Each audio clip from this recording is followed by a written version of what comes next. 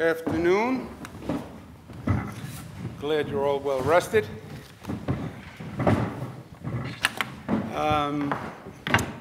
Another session is in the books. First, let me make sure for those of you who may not know, the people who are here, Melissa DeRosa to my right, Madam Secretary, first female secretary in the history of the state of New York. Alfonso David, counsel to the governor. Robert Mujica, director of the budget. Another session is in the books, and I am very pleased with the session overall and what we got done. The first part of the legislative session is consumed with the state budget. More and more, the state budget has become the comprehensive plan for the state for the year. And we do more and more work in the budget. When I was doing the budget this year with the legislative leaders, we would actually comment about there's going to be nothing left to do after we do the budget, because virtually all the main issues that we could agree on, we did in the state budget. And it was all across the spectrum. Raise the age, college affordability, middle class tax cut, Uber and Lyft upstate. So it was really, did a lot of work, the budget. Post-budget, the number of issues were done, but again, most of the big work had been done in the budget. But post-budget, we did 150 Senate confirmations for very important positions all across the state. We have a new chairman of the MTA. That is very important. I'm excited about Joe Loda. I worked with Joe Loda several years ago during the time of Hurricane Sandy. And that was a time that really tested competence and mettle of a person. So he was extraordinary, and I'm very pleased that he's coming back. We have more work to do on the MTA. We need majority control. We need additional funding, but his leadership is going to be a big boost. I'm very excited about Judge Feinman, and I want to thank the Senate for moving as quickly as they did. We had a terrible vacancy on the Court of Appeals, and as you know, the Court of Appeals is our highest court, and we had a tragic loss of a great judge. But it was important to the court that we filled that vacancy, and the entire timeline was expedited, and I appreciate it. I appreciate the selection committee moving as quickly as they did. I appreciate the Senate going through the confirmation process as quickly as they did, and we have a really, really great judge. So I'm excited about that. We passed Buy America. We passed a child marriage law. I don't think anyone knew that you could get married at 14 years old. You can't buy a pack of cigarettes, but you can make a marital decision at 14. I advocated that you shouldn't be able to make a marital decision until you were 47, but I lost that, and it wound up at 17 and 18, 17 with consent. So a lot of good work was done early in the session and then later at the session. Still more to do, as I mentioned. On the MTA, which is a major topic in New York City, someone has to be in control of an organization. And I've asked the legislature to give me majority control of the board. Working majority, it comes down to math. There are 14 members. A majority is a majority. We now have 6. We also need more funding at the MTA. The fundamental problem at the MTA is, as every expert attests, it's been underfunded for 40 years. Why? Because maintenance is always the first thing to cut. It's not glamorous. We won't do it this year, we'll do it next year. Infrastructure. I should come up with a better word. Invest in infrastructure. Nobody wants to invest in infrastructure. It's very expensive. It takes a very long time to make a difference. Yeah, well, you ignore it for 40 years, and you're where Penn Station is.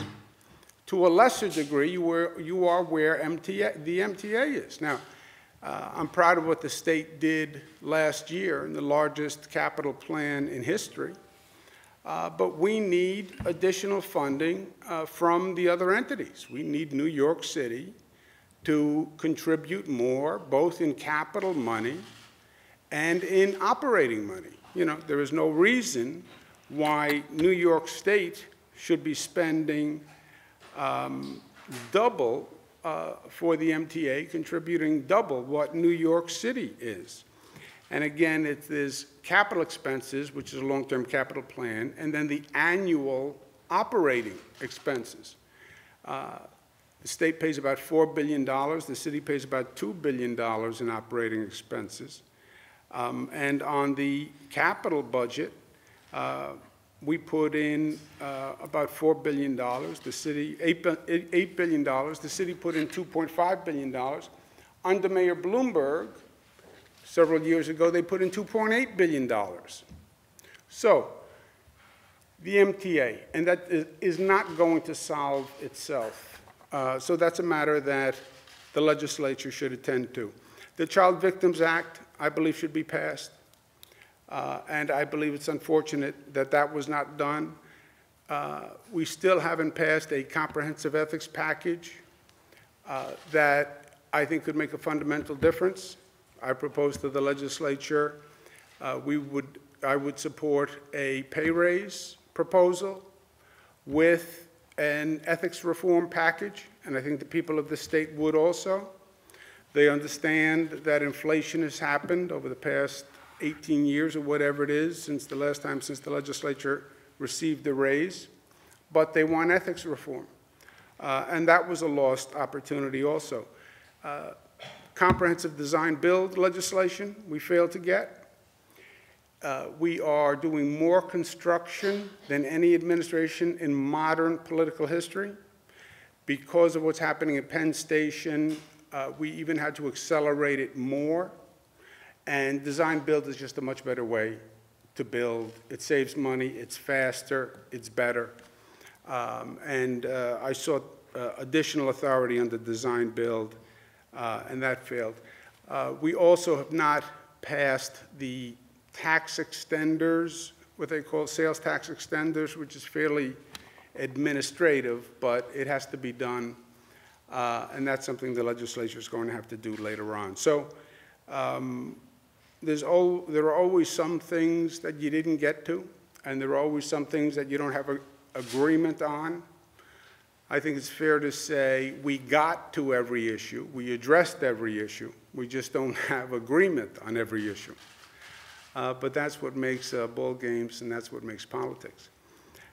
So I'll stop there, and any questions you have? What would you say about the Speaker's opposition to more charter schools? Would you say that is more or less what sort of blew up mayoral control? Mayoral control is a fundamentally controversial topic, you know. Mr. Zak is from New York City. Common assumption is mayoral control is a long-standing practice and is undeniably the best way to run the school system. Now, I am a strong supporter of mayoral control. I supported Mayor Bloomberg with mayoral control. I support Mayor de Blasio with mayoral control, but it is a very controversial topic. Remember, it just started with Mayor Bloomberg. There was an experiment. I think Chicago did it first with Mayor Daley. I think Mayor Bloomberg then brought it to New York City. But that was the first time, and it's always been controversial. You know, teachers' union was against it. I believe the Speaker voted against mayoral control when it was with Mayor Bloomberg. There are still members in the Assembly who do not support mayoral control. And the Republicans obviously have a case against it. So it's always been controversial. It's always been mixed. We've heard the arguments for months, right? Because we started this conversation in the budget. And I understand the opposition, the questioning of the mayor's management and competence and his record. I get it. But what's the alternative, right? Well, this solution is not great. Okay, what's the alternative solution? We go back to the Board of Elections. Now the question is, what's worse, right? And to me, it's not even close that the Board of Elections is worse. I'm sorry, the Board of Education. The local school boards were highly political. Many of them were patronage mills. The concept of decentralization sounds romantic. Every community runs its own schools. Decentralization is bad. But I don't think there's any, by any objective criteria, you could argue that we should go back to the Board of Ed and the local school boards. And at the end of the day, it is that simple. So the argument has been the complaints about the mayor's control. Yes, but the alternative is worse. And for the legislature that loves to talk about education and loves to talk about their increases in education and loves to fund education lobbyists and education not-for-profits and education public relations groups, and for all the education money we spend in this state, more than any other state per pupil, for a legislature to leave with 1 million children returning to what we know was a failed management system is a dereliction of duty. Frankly, worse for the Assembly, because the Assembly represents New York City much more than the State Senate. I think the State Senate has 3 senators in New York City. New York State Assembly the majority is overwhelmingly from New York City. So for a body that talks so much about education to leave without an agreement where in a matter of days you could revert back to the Board of Education system is just the height of irresponsibility. Do you think that the mayor should have had a different tack, come up here perhaps and argue personally? And I know you and the mayor have had a complicated relationship over time. Did that play in with either your own relations with the mayor's relations with the legislature, or the way the mayor carried himself in this? Complicated. When you know a person for 30 years, it gets complicated. I think, I'm not going to second guess how the mayor went about his legislative relations. I know I was very involved with the mayor. I spoke to him multiple times a day for multiple days. I spoke to people on his team. I spoke to the Senate. I spoke to the Assembly, worked very hard until very late in the night to try to get it done. And there's fundamentally no agreement between the two houses. And again, I understand charter schools and how the Republicans feel about charter schools. I understand the criticism of the mayor. I get it. But what is the alternative? The Board of Education. And that's what you really voted for. You know, when the Senate and the Assembly don't pass mayoral control, they want to argue the problems with mayoral control. I say it's the exact opposite. You voted for the Board of Education. That's what you did, right? A vote against something is a vote for something. Inaction is still action. You voted for the Board of Education. Go back to your constituents and say, I voted to return to the Board of Education. That's what I did, because that's what they did. Governor, do you take any responsibility for not getting the seal? I mean, you say it's controversial, but Republicans say they're in favor of mayoral control, Democrats say they're in favor Well, if what they said was true, then you'd have a deal. You wouldn't even need me. You could have made the deal. They were hung up on the details, so why wouldn't you? Yeah, welcome to reality. It's always about the details, right? The Republicans support support mayoral control and charter schools. Bloomberg was a big charter school supporter, and they supported mayoral control with Mayor Bloomberg, but charter schools was a very big piece. For them, it's a different equation, supporting it with Mayor de Blasio, who's an avowed opponent of charter schools, litigations, et cetera. So that's a fundamentally different. In the Assembly, yes, they favor mayoral control, but it is mixed. I spoke to quite a few members who don't support mayoral control. The teachers' union historically did not support mayoral control. So if it was as clean and simple as you suggest, then they would have made an agreement. But that didn't happen. And if you want to focus on the losses, which is sort of in that business, I didn't get control of the MTA majority.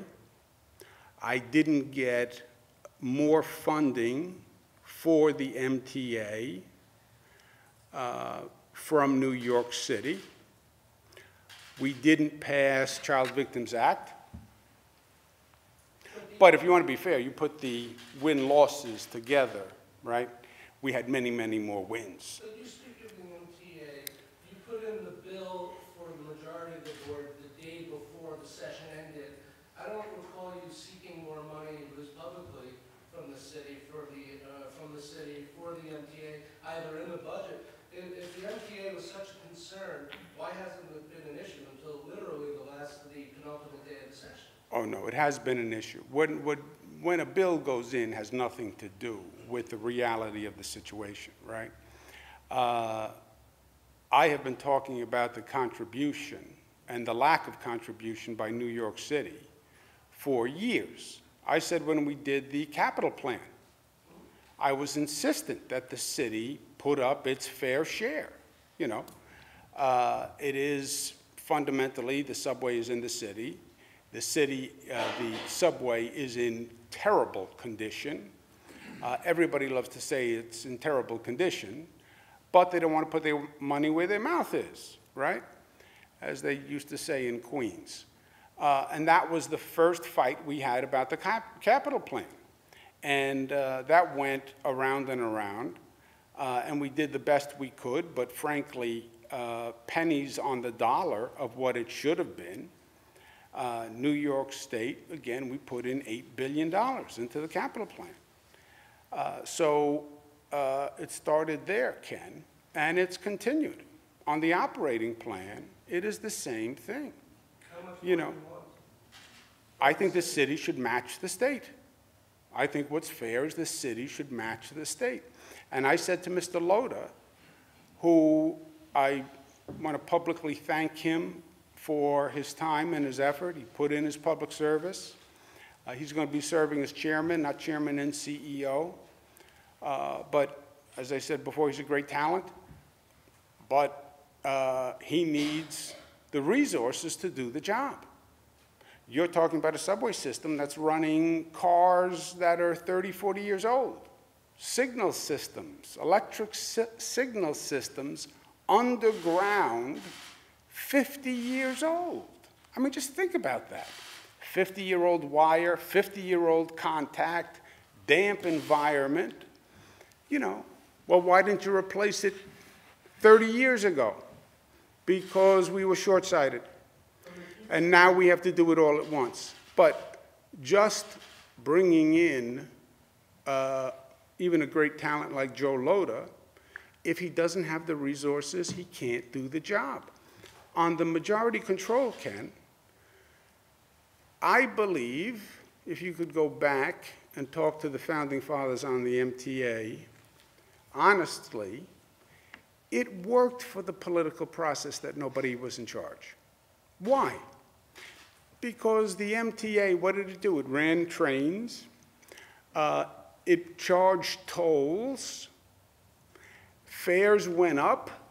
Politicians didn't want to be associated with fares going up.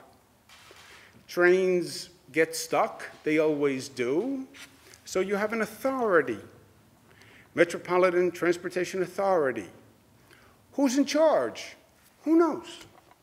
Maybe the county executive, maybe the president, maybe the governor, maybe the mayor. The mayor said today that it's clear you're in charge, majority or no, and that when the system was shut down during the snowstorm, he said Andrew Cuomo did it personally, and it's clear he's in charge.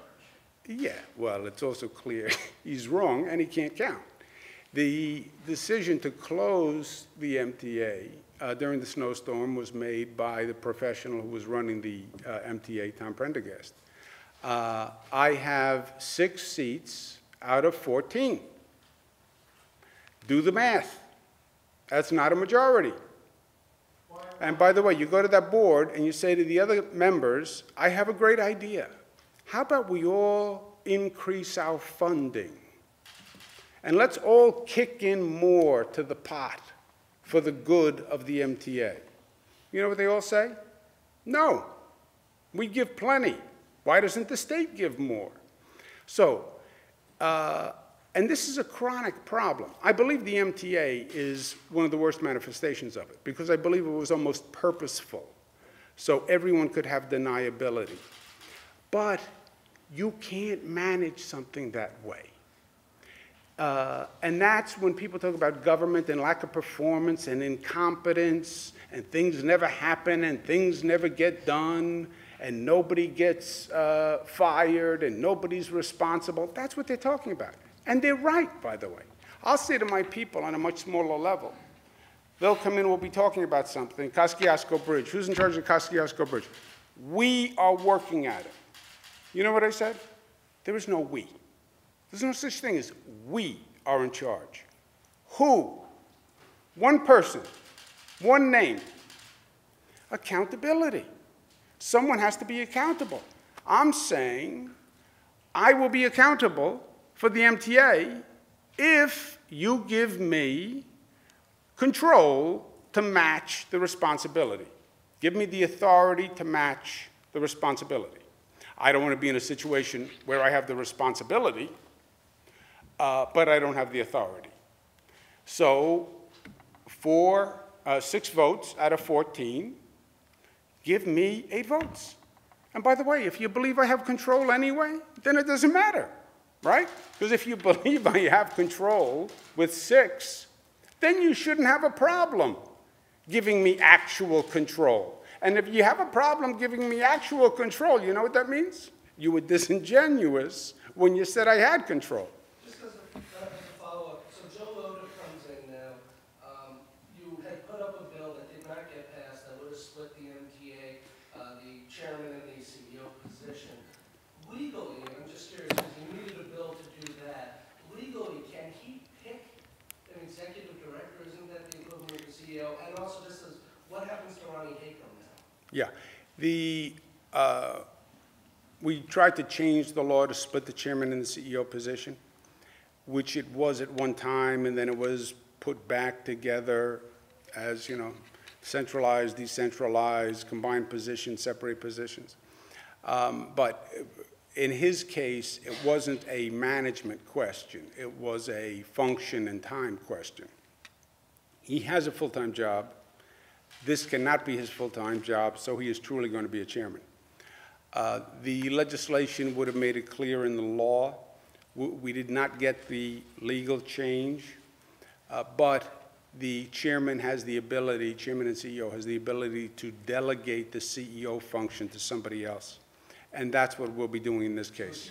So is he technically the chairman CEO, but he's going to have... He is technically the chairman CEO, but he's not the CEO. So. Governor, you handed up a bill last night around 9 o'clock that would name the Tappan Bridge after your father. Why was that the appropriate time to take it up, given the intense public interest of what that bridge is going to be named in the Hudson Valley? Well, meaning what? Meaning it should have gone up? Meaning you handed it up in the waning hours of the legislative session, after dark, I mean, right before lawmakers were going to go home. There wasn't much of a public discussion Yeah, well, I don't think there was going to be any secret about what it would be named, because it would have a name on it. But I understand the general point. I think it was timely. Actually, we had, as you know, because of the intense coverage in the Hudson Valley, there had been discussion and speculation about it for some time. What would we name it? The day before, we did an event with Assemblyman Denny Farrell, a going-away party at the mansion. Not a going-away party, but a reception breakfast. Denny Farrell, who is one of the really extraordinary leaders in the Assembly, not just historically, but currently. This man is a real leader. He is strong, he is principled, and he is an extraordinary public official to me. And he had a very close relationship with my father. So we were telling stories about the old days. And Denny, in his remarks, actually said, you know, we should think about naming the bridge after your father. My father doesn't have anything named after him. Hugh Carey, his contemporaries, Hugh Carey, God rest his soul, Governor Hugh Carey, Mayor Ed Koch, God rest his soul. And now my father's gone, 2 years. Denny mentioned it. I thought it was a good idea. Or at the same time, I think we should name something for Denny Farrell. I think we should name something for Senator Larkin. Assemblyman Farrell is obviously an assemblyman. Senator Larkin, one is a Democrat, one is a Republican. But put aside that baloney politics. That's what's getting Washington in trouble, Democrat, Republican. These are both great, talented public officials. And they gave more than half their life to this service. And it should be acknowledged, and it should be memorialized, and it should be celebrated. Look at the building you're in. They spent 30 years building this building because they were saying, this is the New York State government, and you should be proud, and you should take it seriously. And to serve in the state legislature, that's a very high honor. And it is. And we've lost that somewhere along the way. My father, Democrat, you could agree with him, you could disagree with him, but I think overwhelmingly people would say he was a great public official, beyond the politics. And by the way, that bill passed in the Senate unanimously. I can't remember the last time a bill passed in the Senate unanimously. And I think that was a beautiful gesture because it said, you know what, even at 9 o'clock at night, sometimes people can put aside the pettiness and the partisan politics and actually do a good thing from a good place. That's what it said to me.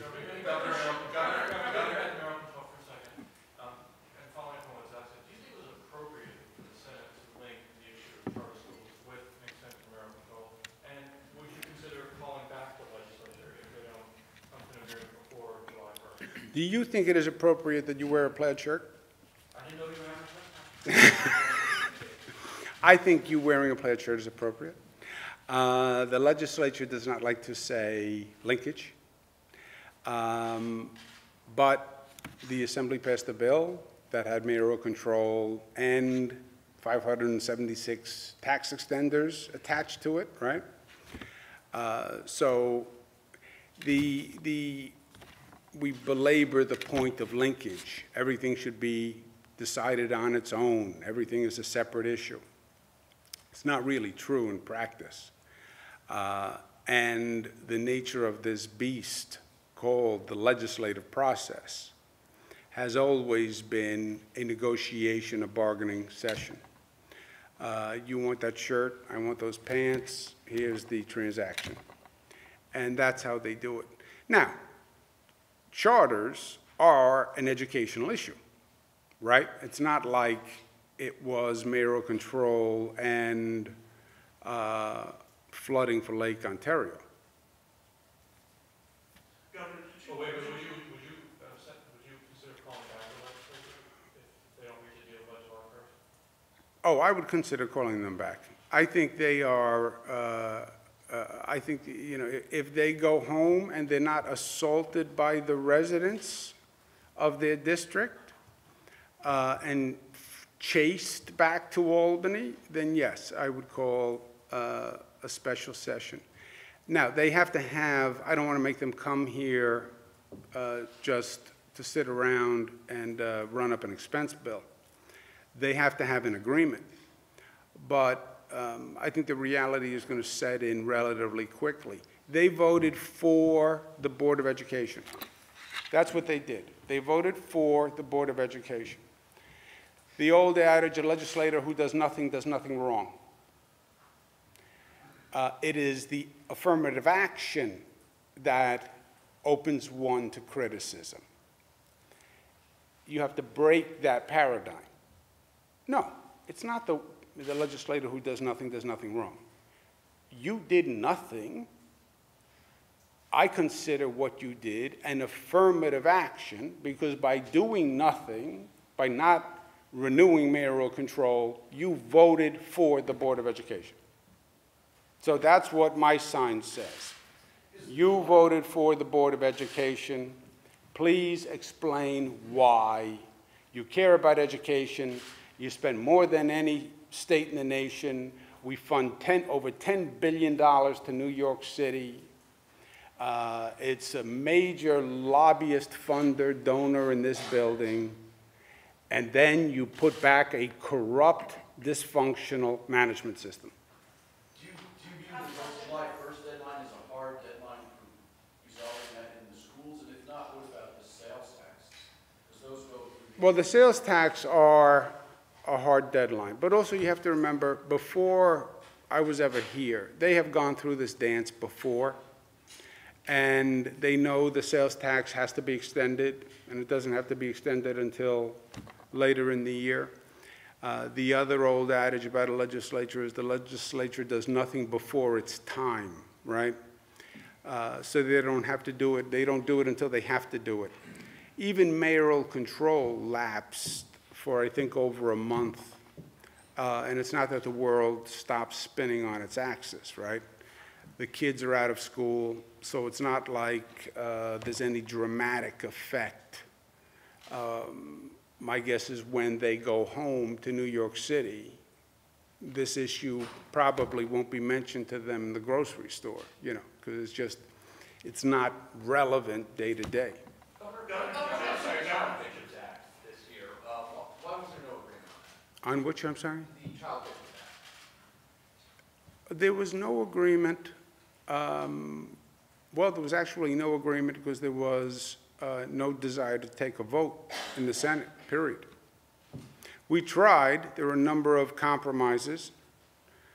Senator Klein put forth a compromise.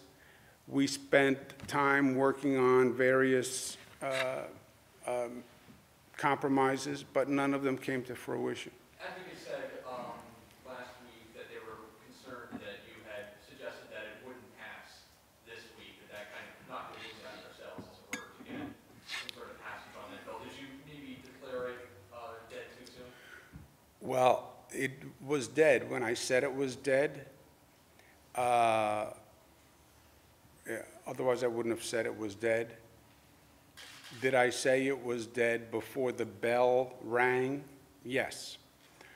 But that was the fact.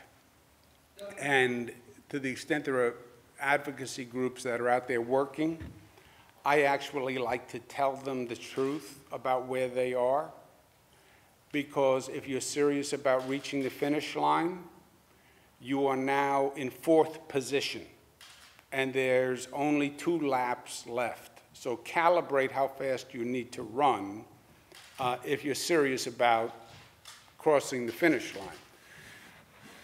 Could you stop or block the procurement reform bill?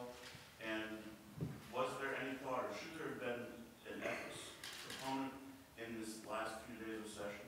Oh, I would have. Sorry, follow up. Why were messages of necessity necessary for the bridge renaming and for Joe Loda?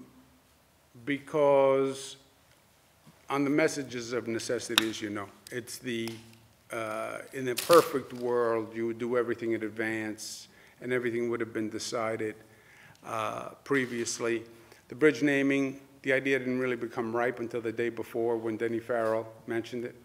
Joe Loda didn't say yes until 20 minutes before we sent his name up, you know. And if you don't think getting someone to run the MTA is a necessity, you haven't been on the subways enough. On procurement, I put forth a substantive reform on procurement.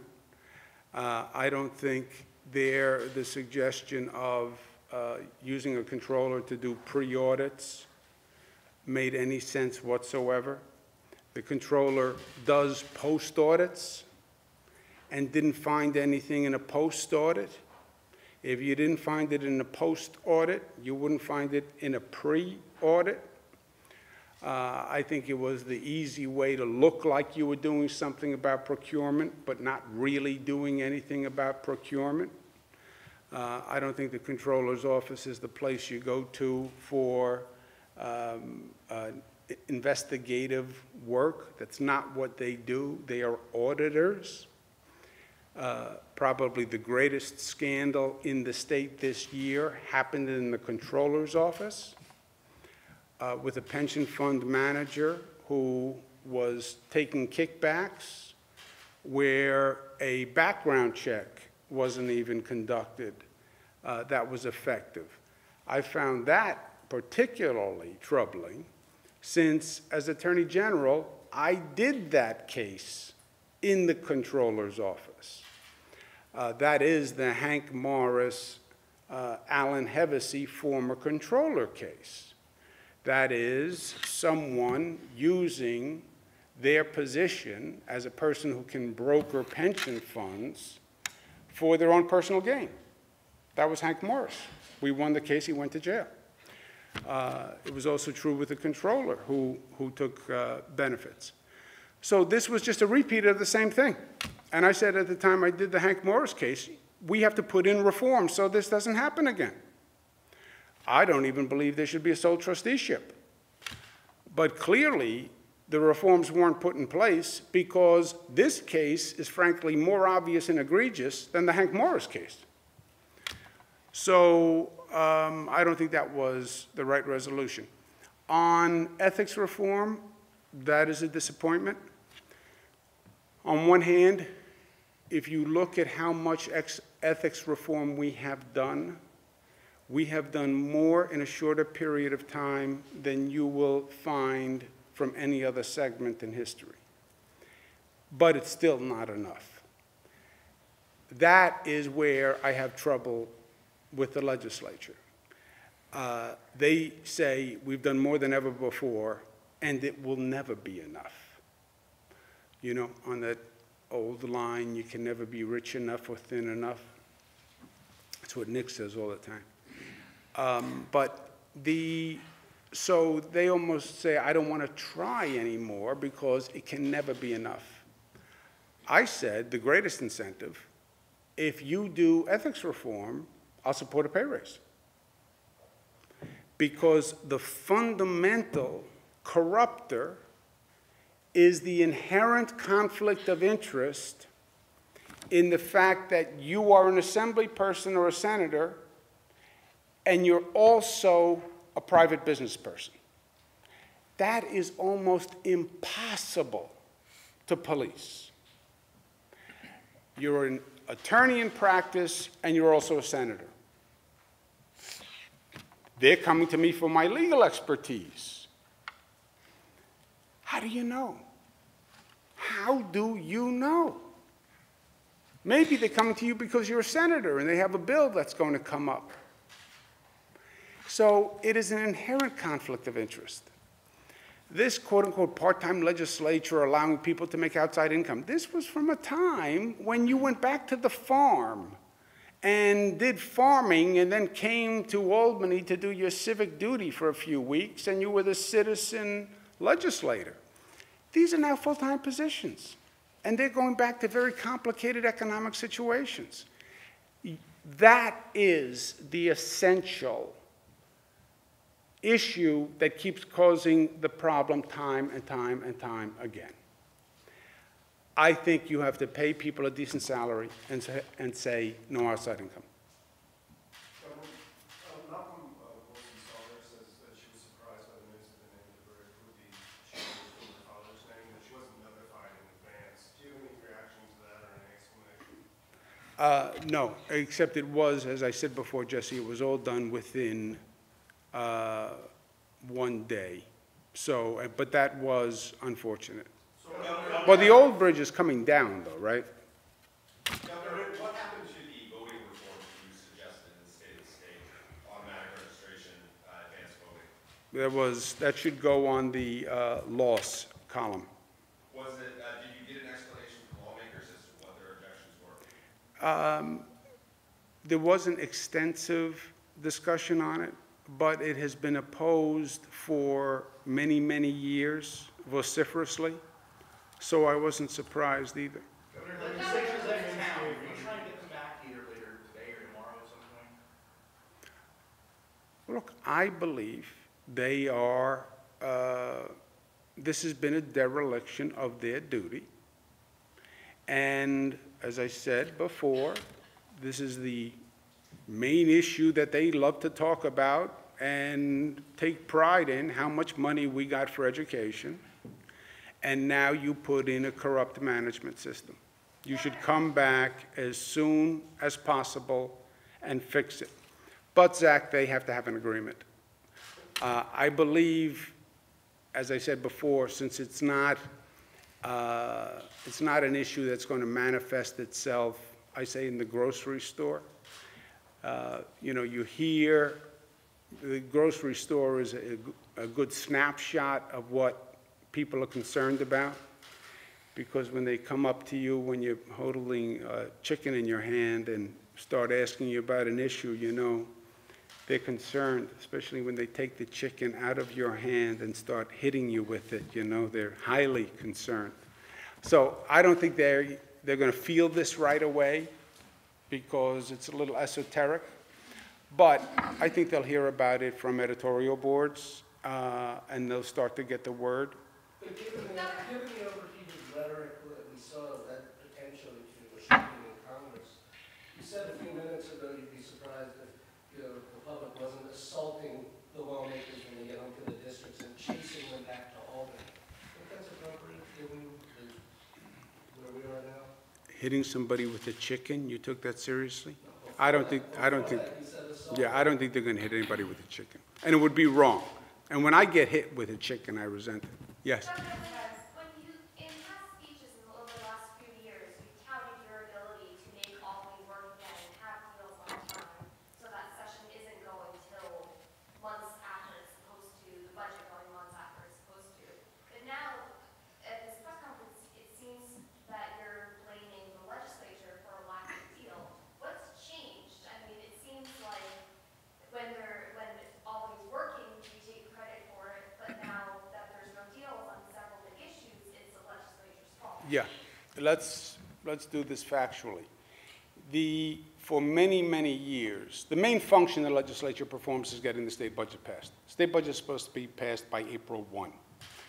For many, many years, April 1 came and went, and nobody paid attention. Our track record of getting budgets done on time is the best track record in modern political history, okay? You have to go back about 50 years to find better performance on getting the budget done on time. And getting the budget done on time basically was a metaphor for functionality, okay? And it was literally months late. Our budget was actually a little late this year but it was a great budget. We did a lot of work. That does not mean we are going to agree on everything always and come to consensus on everything.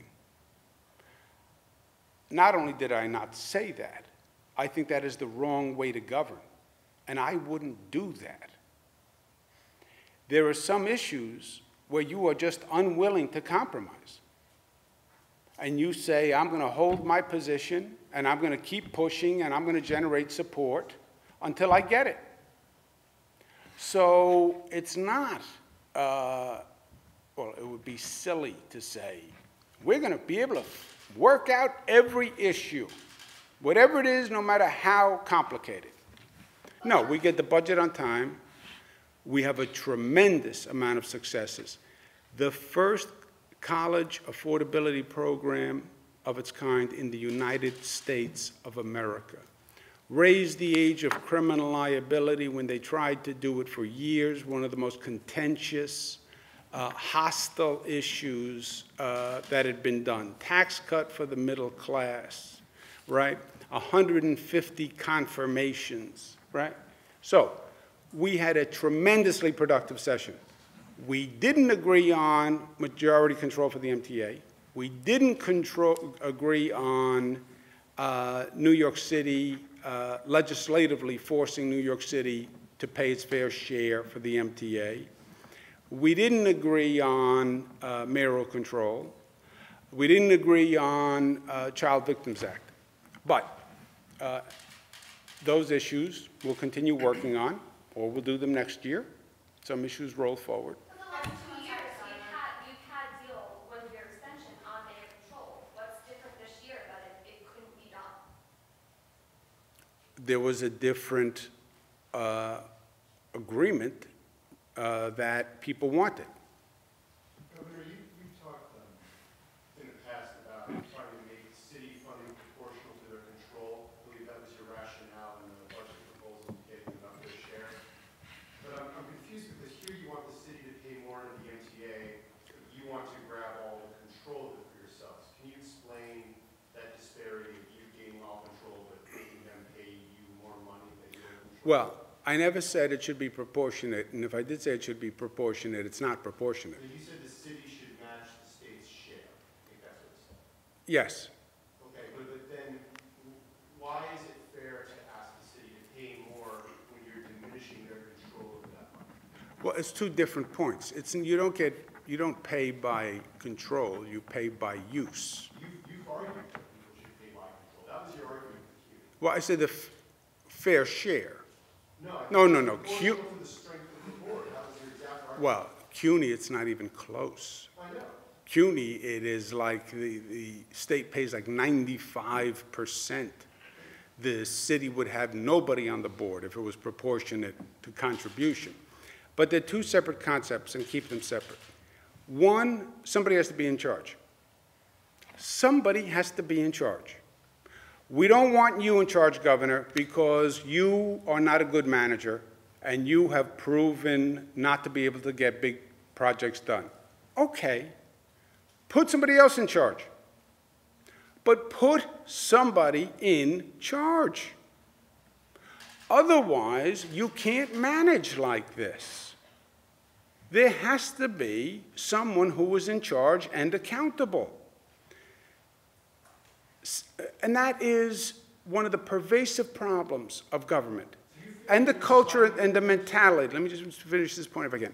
It's also the culture and the mentality of government. It's also in agencies. Nobody wants to be in charge. That's the we. Why? Because I don't want responsibility and I don't want the accountability. I know, but that's why nothing happens. So somebody has to be in charge. Second, you underfunded the MTA for 40 years. Now you have to make up for it. I don't care how good the leader is.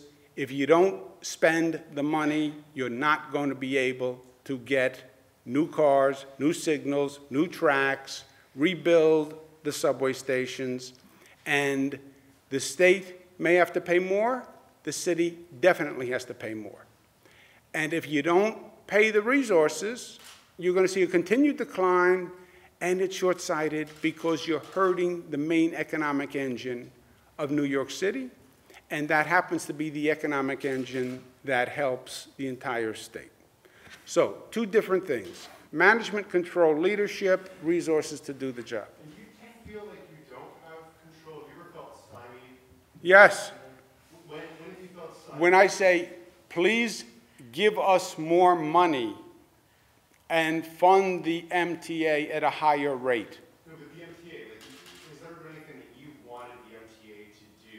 I mean, I guess raising fares would be that. No, I want the other participants to pay more money to fund the MTA at a greater level. How would controlling the board help you to compel the city of New York to pay more? Well, first, you can do it two ways. You can either do it on the board or you can do it by legislation. Governor, was there a disagreement over how to pay for flood relief for Lake Ontario communities? And just to follow up, do you think that Plan 2014 should be revived? Plan 2014 gets blamed, I think, for the flooding, and it becomes a question of semantics. Plan 2014 technically gave the IJC the authority to regulate the levels. In my opinion, the IJC did not effectively regulate the levels and tried to do it too late. People say, well, the 2014 plan was the problem. The 2014 plan gave the authority to the IJC. The IJC did not exercise that authority properly. So I think it's a little bit semantics. On the Ontario flood victims, we have announced a couple of programs already that are operational, and then the Senate and the Assembly have a bill that I believe we're working through as a three-way. So that's not going to be signed just yet? You're still working on the details on that bill? We are still working through that bill, but we have programs that are currently operational. Just be clear, do you plan on signing that bill as it is now? That $90 million Morelli Helming bill? Do you plan on signing that bill? I believe we have a three-way agreement on that bill. So then the answer is no, you don't plan on signing that bill. Go ahead, Rob. The bill's not funded. There's no appropriation in that bill, and there are other technical issues with the bill. So the bill as it stands, there's no funding behind it. So we're working with the legislature to correct the bill, and we think we'll reach an agreement on So it. you need some sort of amendment before you approve it? Yes.